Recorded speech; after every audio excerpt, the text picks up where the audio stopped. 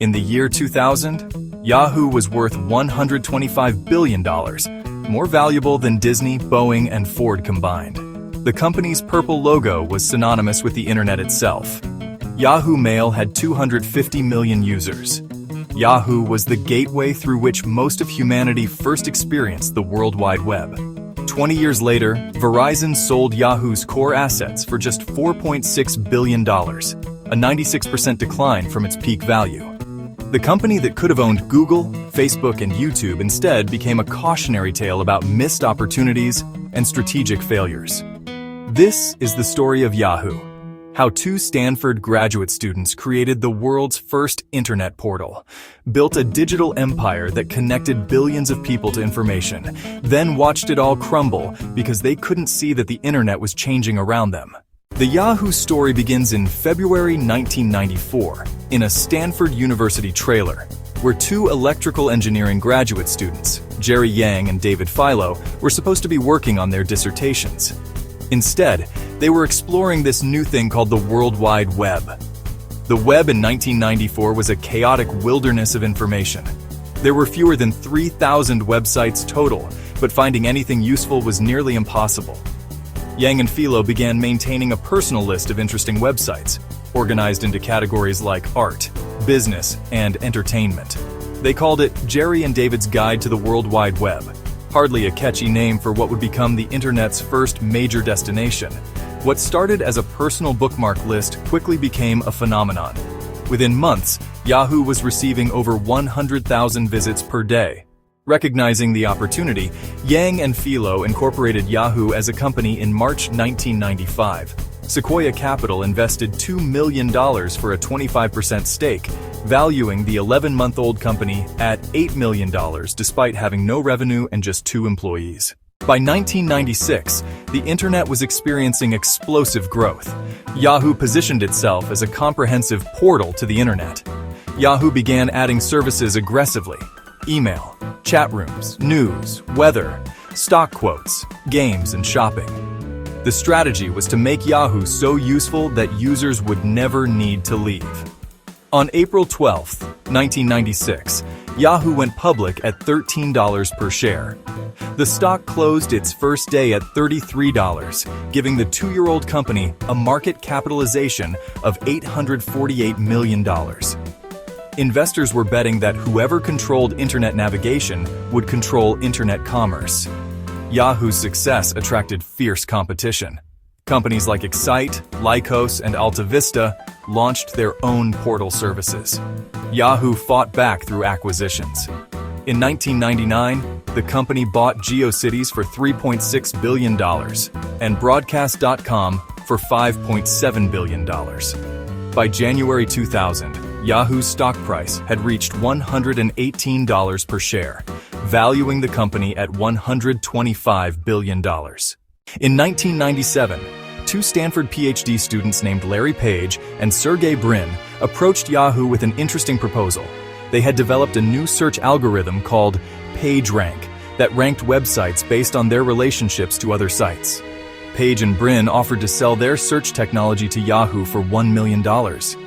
Yahoo executives were polite, but uninterested. The company was focused on being a portal and media destination, not a search engine. In 2006, another opportunity arose. A 22-year-old Harvard dropout named Mark Zuckerberg had created a social networking site called Facebook. Yahoo CEO Terry Semel offered to buy Facebook for $1 billion. Zuckerberg was reportedly ready to accept Yahoo's offer, but when Yahoo's stock price declined, the company reduced its bid to $800 million. That same year, 3 former PayPal employees launched a video-sharing website called YouTube.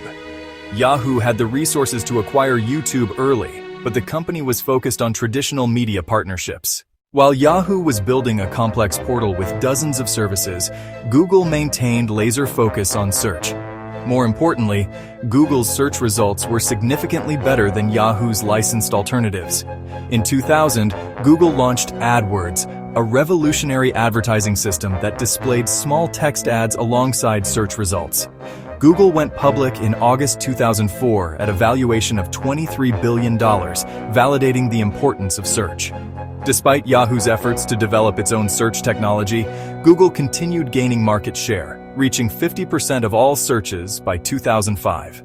In desperation, Terry Semel reportedly approached Google about a potential merger in 2006, even suggesting that Yahoo might pay as much as $40 billion to acquire its rival. In June 2007, Yahoo's board replaced Terry Semel with co-founder Jerry Yang. Microsoft CEO Steve Ballmer was watching Yahoo's struggles with interest. On January 31, 2008, Microsoft made an unsolicited offer to acquire Yahoo for $44.6 billion, a 62% premium over Yahoo's stock price. Jerry Yang rejected Microsoft's offer, arguing that it substantially undervalued Yahoo. Yang's rejection triggered a fierce proxy battle. Activist investor Carl Icahn accumulated a significant Yahoo stake and campaigned to replace Yahoo's board. In May 2008, Steve Ballmer withdrew Microsoft's offer. Yahoo's stock price immediately fell below $25 per share.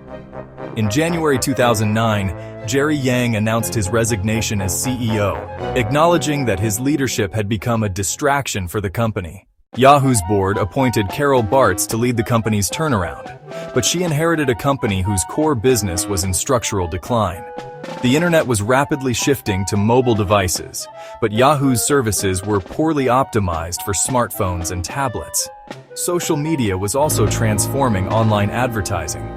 Facebook's targeted social advertising was becoming more valuable than Yahoo's traditional display ads. In July 2012, Yahoo made a surprising CEO choice. Marissa Mayer, Google's 37-year-old vice president of search products.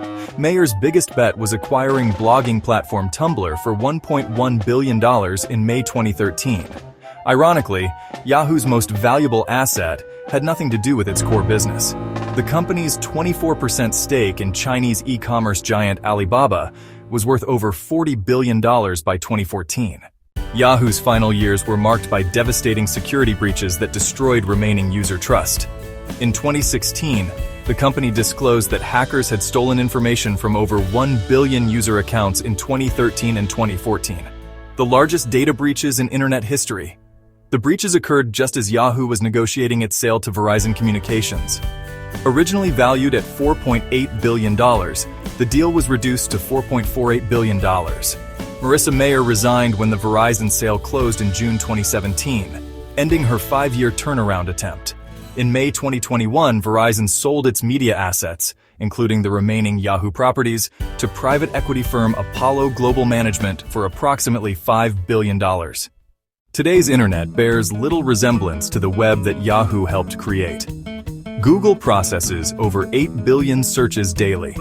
Yet Yahoo's innovations laid the foundation for much of today's digital economy. The company pioneered web-based email, instant messaging, online advertising, and the concept of internet portals. Yahoo's rise and fall offers crucial lessons about strategic focus, the importance of core competencies, and the danger of trying to be everything to everyone. Perhaps most importantly, Yahoo's story demonstrates that success in technology is temporary. Even the most dominant companies must continuously reinvent themselves, because the next wave of innovation is always emerging from unexpected directions. The Yahoo story spans the entire commercial history of the internet, from its chaotic beginnings to today's algorithm-driven experience. These stories matter because they help us understand how our digital world evolved and where it might go next.